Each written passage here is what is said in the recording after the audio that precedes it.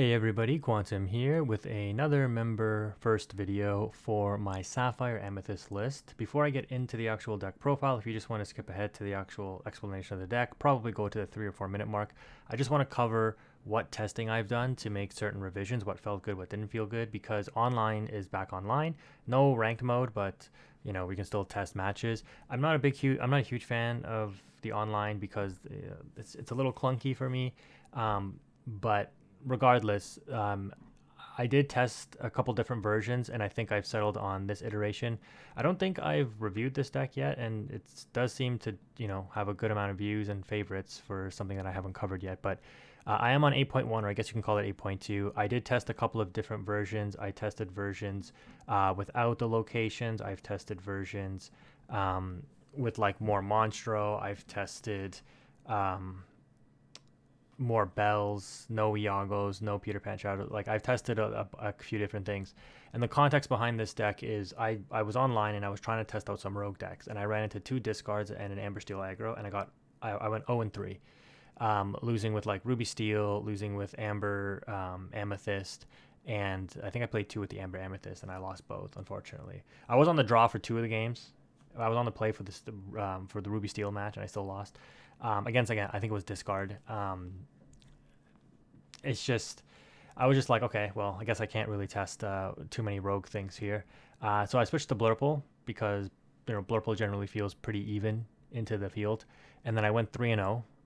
Being on the draw once, on the play twice. I beat another Amber Steel aggro. I beat a red blue, and unfortunately I didn't play a discard. I forget what did I beat in. Did I beat 2 Amber Steel? I may have beat 2. No. I beat an Emerald Amethyst. That's right. Well, I guess that is a discard deck. Yeah. And the deck felt good. I was trying versions, like I said, prior to that with my friend, and I will post those matches with him. The version that I was testing against him, I wasn't playing the Peter Pan Shadow. But after I was playing, and I think it was against the match with the Emerald Amethyst player, I was like, oh, I kind of think I need Shadow Finders for Diablos, right? Because one of Blurple's weaknesses, in my opinion, is, if the Diablo gets up and running, they use your draw engine against you. So, you could argue to go to 4 Peter Pan Shadow. I mean, you do have Genie. I would probably say 4 Shadow is safer, but in this deck you absolutely need to play 4 Genie. And we can cover those interactions when we get on to discussing the cost curve for this deck in this set and its meta implications. So I ended up coming back, making up my losses for the night. 6 matches, had to call it there.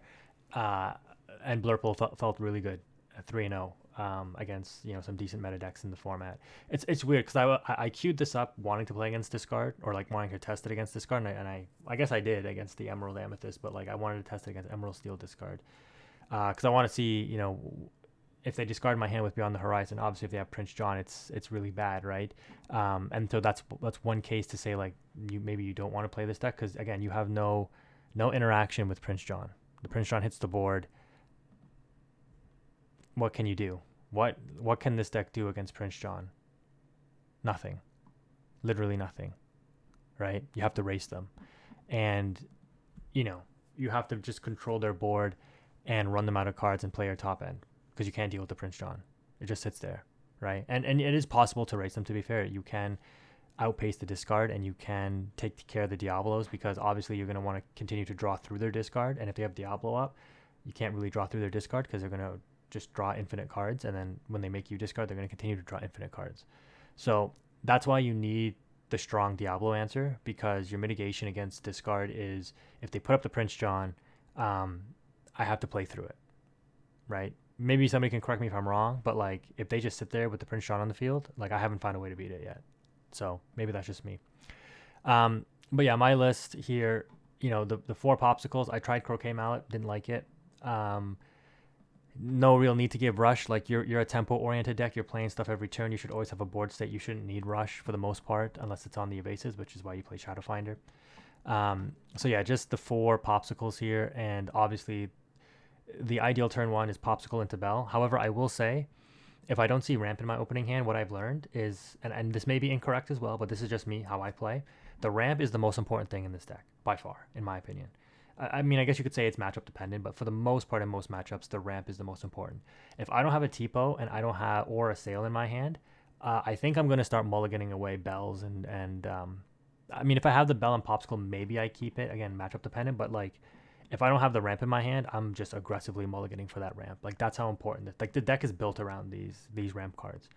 Um, the ramp is very important. I did miss one of the ramps in one of my games where I was on the play though, so I was still able to win that game. But when you see ramp when you're on the play, like, it should be an auto win for you, and that's what BURPLE really has going for it. It's an easy deck to play, and the deck I don't want to say kind of plays itself, but it sort of does because once you get that ramp, you're 2 turns ahead of your opponent if you're on the play, and on the draw you claw back the advantage. And in this game, good players look for non-linear lines of play to disrupt their opponent and gain advantage, and being able to claw back the ink advantage with Tipo or Sail the Azure at Sea is definitely one of the ways you can do it. And then the Amethyst cards, again, you can opt to play it with Ruby, obviously, there's Ruby Sapphire, but the Amethyst cards allow you to draw so many cards that you should always have answers. So that's how I opted, or will probably opt to play it in the future. That's how important the ramp is. And when you watch my matchups against my friend, you'll notice the difference between ramp and no ramp.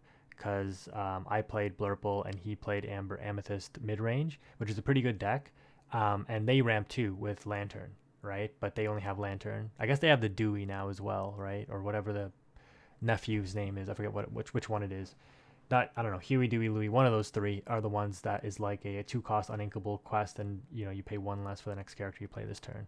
So Amber technically has their 2 ramp cards. The difference is Lantern and that nephew are both uninkable, and yours are inkable. You can see here we're on 11 uninkables. So yeah, that's your 1 and 2 drop package, and Belle is a pseudo 1 drop. Usually she's going to be ink. There are times where you just raw play her out, usually not on curve, but there are times where you would do it. You can see here we're quite hefty on the 3 drop package. Of course, if you don't have ramp, but you have like Popsicle Bell friends, like that's also a pretty good line to consider. And then I'm still on 4 Fox and 4 Crab. Now, this is controversial. Again, if you're playing against discard or emerald decks a lot, you probably cut one of these 4 cards or one of these 8 cards and go with 4 Shadow Finder, increasing your uninkable count to 12. The issue with Shadow Finder, though, is that sometimes, well, not sometimes, it is bad in other matchups. And you have to, well, you don't have to play it, but usually you'll have to play it because the only way you can ink it is off the Tipo. It's not necessarily a bad card to play because you do still play the Iagos and the Genies, but it can be a little rough, right? So 3 was good in matchups where you need it. You hopefully can mulligan for it, draw through, and draw into it. But the 4 would definitely be the safest option if you just always want to make sure you have a game plan against the Diablo. To be fair, you could also go with Into the Unknown, which I am on 2 of. I was running 3. I just found this card to just be a little underwhelming. And the things that I would often want to use this on are things that have a card under them already. And to be fair, like, if like I said, I haven't tested this against Emerald Steel Discard yet. I'm hoping to over the next couple of days, but like I would hard cast this against like an Exerted Pete, right? The Emerald Steel Pete to get it off the board. Even though it would ramp Emerald Steel 2, I would probably use this on a Diablo 2 under the shift. Either it's Morph or Diablo, right? Same with the Pete, either Pete or Morph, whatever they shifted on. Because they're not really going to do too much with like 8 ink, right? The issue is like if you like when you use this on a shifted character in the Emerald Steel matchup, that usually means the next 2 inks that they were going to play, like cards are going to lose for ink, they just end up retaining in their hand now. So they're like, okay, you've ramped me to 5 or you've ramped me to 6 or whatever. Like I don't need to play ink for the rest of the game. So these 2 cards I was planning to ink, like I just actually use them now. So you can look at it like that. You give your opponent the +2 ink. You get a threat off the board. You gain some tempo, hopefully, from that, because obviously you out an expensive character for the most part, or a high investment character like Diablo costs the card to discard to shift, and they lose their 1 drop and they lose the Diablo itself. But the Diablo replaces itself at least with +1 on the draw, and then you Into the Unknown, and then you potentially save them 2 cards for ink, right? Which, again, there's pros and cons to this card. You ideally do not want to use this on a Diablo because this is why you have alternative answers. But the Iago in the Emerald Steel matchup, in theory, again, I need to test this, but this is all just like theory, talking about probably what's the most popular deck in the format. This card is very susceptible, right, to Storm, Strength, that kind of thing, which undoubtedly the Emerald Steel player will have in their hand at some point. So you really need to, when you deploy this, you really need to make sure you have the rush on it. And so that's another reason why you may want to go with 4 Peter Pan Shadowfinder. Because if you just leave this Iago out there raw without the Peter Pan Shadow, there's a very good chance your opponent just spends 3 ink or sings a song to target this, and you lose tempo because you paid 4 for this and they just sung a song to out this for free, right? And that puts you really far behind. So you really need to think about these interactions. The Peter Pan being a 2/3, at least it survives a storm, as long as it's not double sung by Ursula, Deceiver of All. But into the aggro matchups, the Crab and the Madam Mim just win you the game. So if you're seeing more aggro, or if your locals is more aggro, I would say stick to this package. There are people, my friend even told me, he's like, you should be cutting foxes. And I can understand that. Again, it's going to be a meta-dependent call. How aggressive against discard do you go? Because you could say, like, cut 2 foxes, cut a crab, go with 4 Shadowfinder, go with a 3rd into the unknown. Like, just put more answers in your deck for threats. And you can definitely do that, right? You can definitely do that. But you have other answers to threats as well. And so you're looking for a balanced line of play, at least for me. Again, that's the approach I take in Yu-Gi-Oh! And I have very high win rates in Master Duel against very high ranked opponents. I know most of you here watching probably don't care about that or watch that, but Yu-Gi-Oh! Is an extremely complicated game. And there's like infinite variables in that game, which makes it very, very hard to plan for. But the best players remain consistent. And I'm not saying I'm one of them, but when you look at actually top players who attend tournaments, win multiple YCSs, which are 2,000 plus people events, similar to like Lorcana DLCs, there are certain things that they do in certain deck building, and obviously patterns of play that they utilize. And one of the things is the adequate coverage, right? These are cards that are good in isolation, right? Like Fox isn't just good into aggro, it's good into a lot of different situations. And so like having that spread, like, and it's inkable, so it's a versatile card, is very, very good. You don't want to just go top heavy into like, I just need all the answers for this one thing, because as long as you can deal with one of the major threats in some of the more popular meta decks, like one Diablo coming in, you have other answers to things later on. You have Elsa tap down, you have Bell move damage, you have Hades out, you have Monstro Rush, which is another dimension to this deck. So when you're building your deck, you need to consider, I don't want to just make my deck super good against something and then super weak to something else, right? You want to try to have a balanced approach.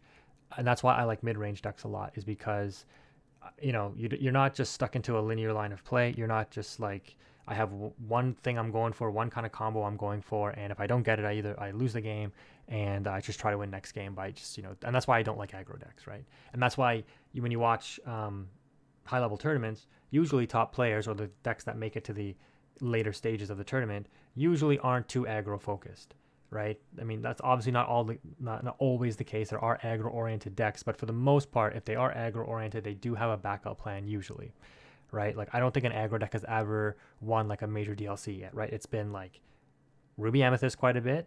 I think Frank Karsten won the first one with Steel Song.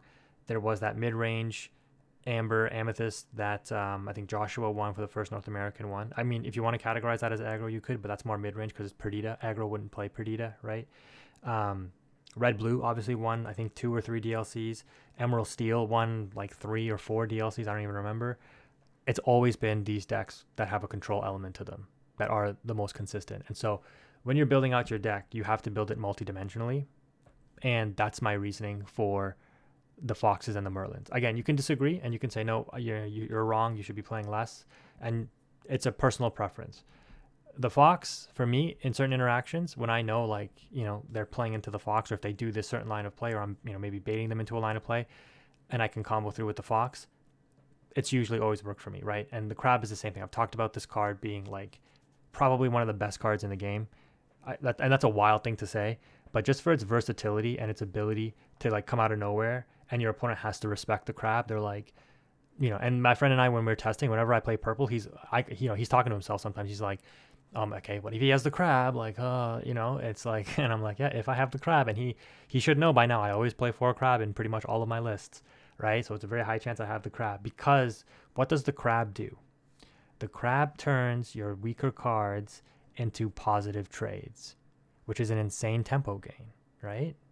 I'm turning a Tipo, which already gave me my advantage, into a card that now trades out with your higher cost card.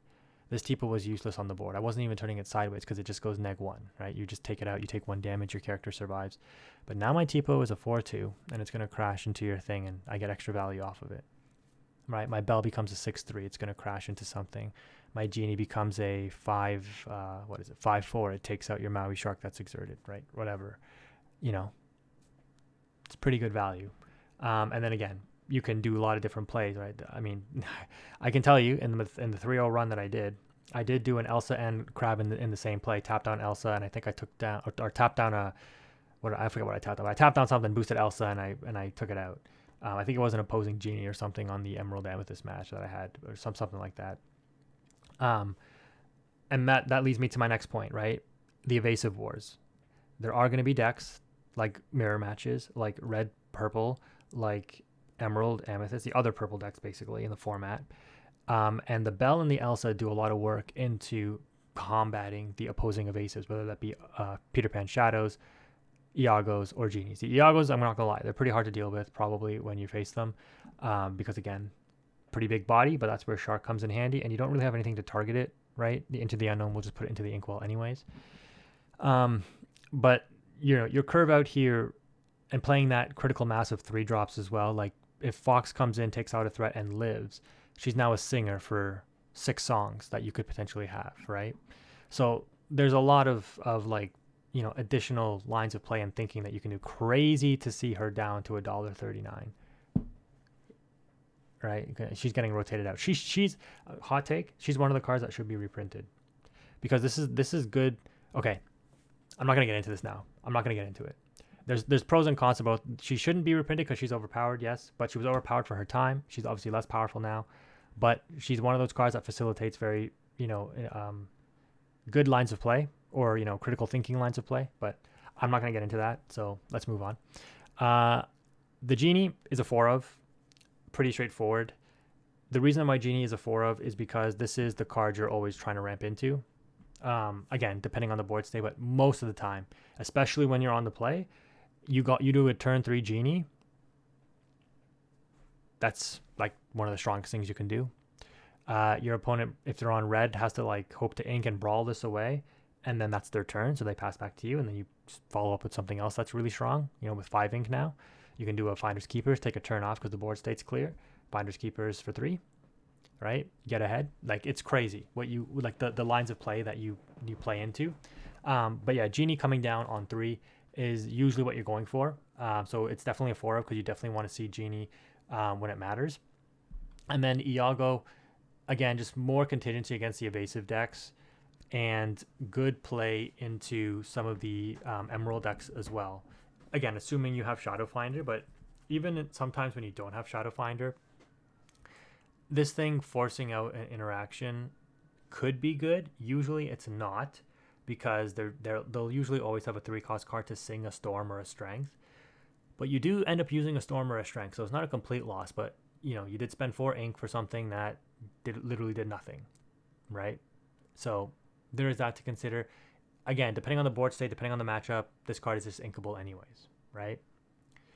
So it's in there as a utility option into the other matches and other matchups. It is going to be very good, and that's why you would play this, right? Because you're not just tailoring your deck for Emerald Steel discard, but the cards that you tech in, should be inkable, should be versatile, and unfortunately, Peter Pan Shadowfinder is not one of them. Again, this card is not completely devoid of value. It's good in other matchups as well, but you're mainly playing this for the Diablo, is what I find.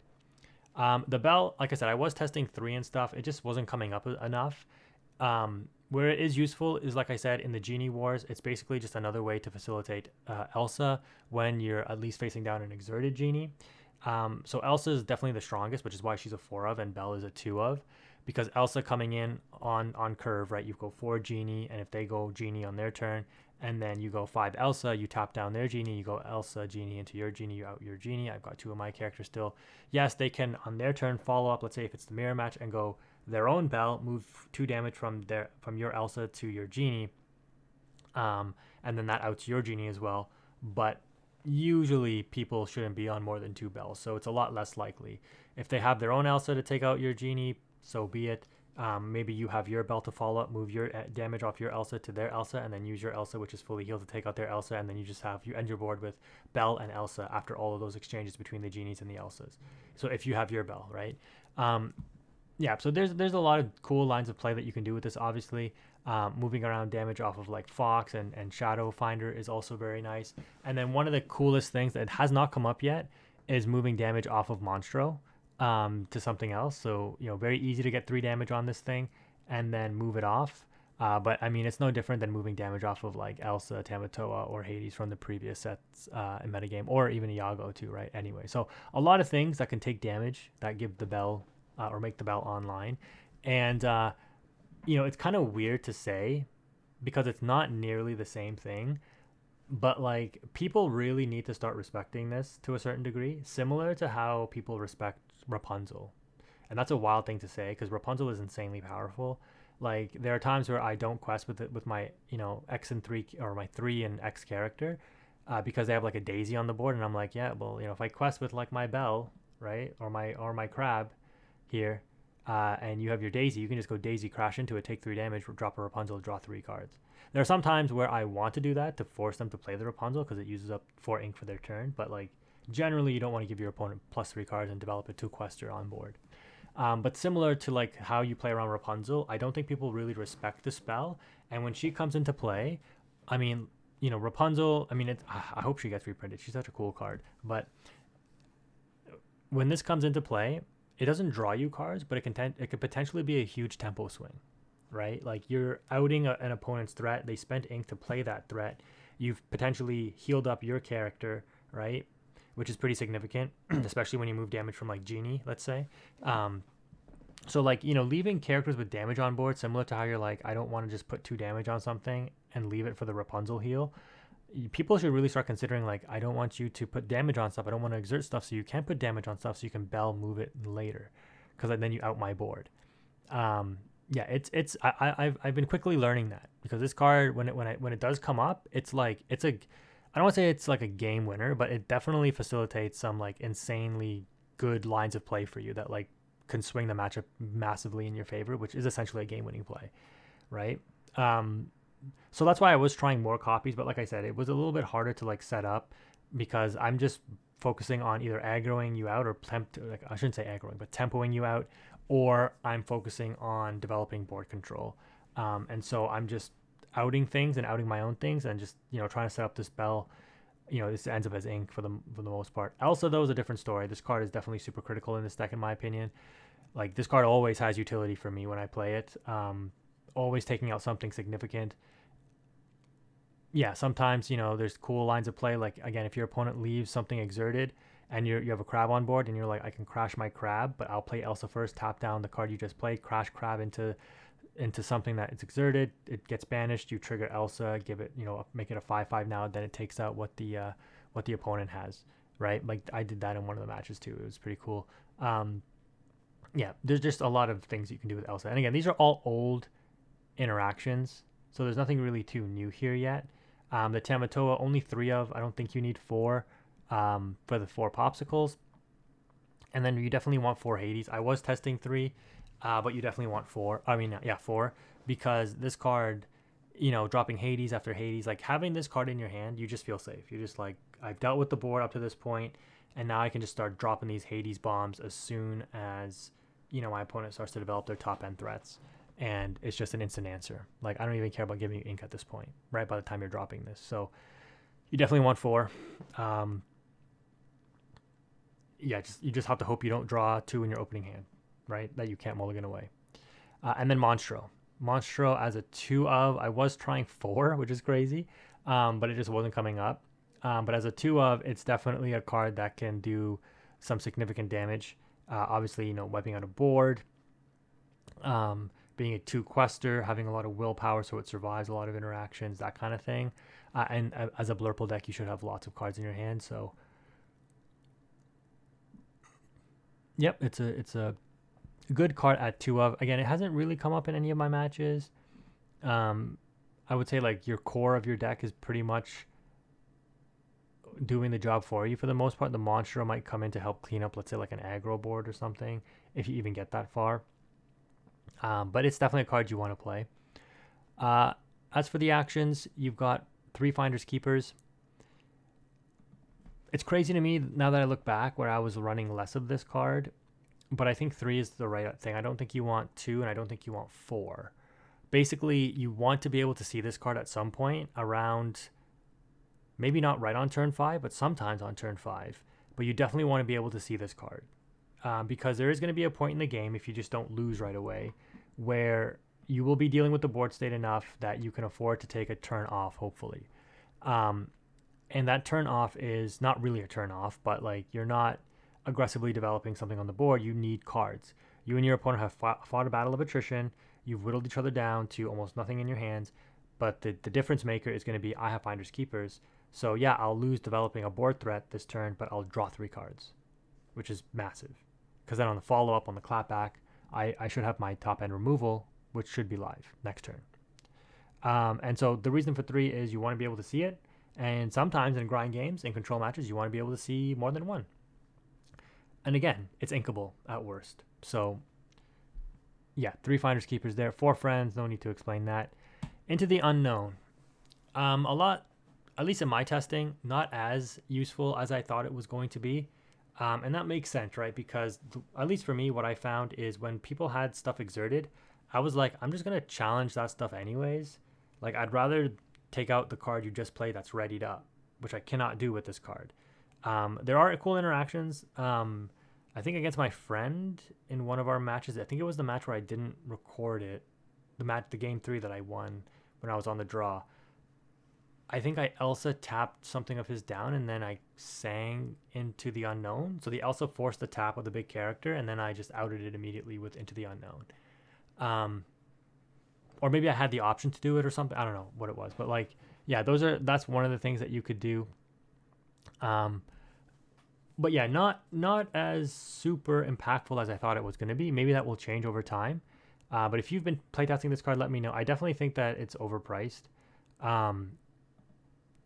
The card just seems so good though. Like, it just on paper, it just seems so good simply because it's a 3-cost song, which means that you can you have an instant singer in the bell once you have it set up. You play a critical mass of 3 cards. If your Shadow Finder can only quest for 1, you're like, maybe I just don't even bother questing. I can sing a song with this, and it's evasive, so it's going to be safe most likely anyways. And I sing one of my, really strong 3-cost songs. So yeah, I don't know. I haven't tested it with 2 yet. I've always been playing 3. I only recently took out the 3rd one because, like I said, it just wasn't really coming up all that much. And then I cut back the 2 Monstro. I only put 4 in there because I wanted to see how useful it was going to be, but I went back to locations. I wasn't playing these before. I didn't really play against Ruby decks, right? So, into like Be Prepared and stuff like that, or I guess Red Blue, right? But yeah, I don't think I saw this though, but into Be Prepared and things like that, you want to be able to play this on the follow-up. Into those long grind games, you want to be able to play multiple interactions in a turn, and sometimes that does mean playing the McDuck Manor alongside other things. And it just puts your opponent on, you have to have the answer to this card within the next couple of turns, otherwise I could win the game. As the player that draws a lot of cards, you should always be dropping threats. So as they try to deal with the manor, you can potentially, just overrun them with characters potentially, right? And again, you should be dumping your hand if you have the ability to do so in those situations, because that's the kind of pressure McDuck Manor puts on them. You could go to 4, but basically from the last set, Monstro was the addition and manors were cut. Because while manors are good, sometimes it's just not what you need. It's a very interesting card because as somebody who's a control player, the thing I value the most is control of the board, and this card does nothing for control. What it does do though is it forces your opponent to interact. It forces them to have a direct answer to this or to challenge it, right? And that will force interaction on their end, which should allow you to get some positive trades out on your end. So there is that. But as a standalone like Lorcana card, obviously it's very good and it can win you games. It can go uncontested because you're just dealing with whatever they put down. But usually, again, you want as many control options as you can get. It's just that the 4 Monstros is just not needed, right? 2 is probably fine. So I opted to put 2 McDuck Manors back in. And of course, for Popsicle, no need to explain that. Okay, so that is the BURPLE list. A lot of technical analysis in there, I guess you could say, at least from my perspective. It may not all be correct, but that's the way that I think about and approach the game. That's how I think about and approach certain matchups. That's how I think about and approach different interactions within those matchups. And those are the things you should be thinking about in order to critically assess and have success in your matches and your games. That's going to wrap it up for this video, guys. If you made it this far, thank you again for watching. Quantum is out.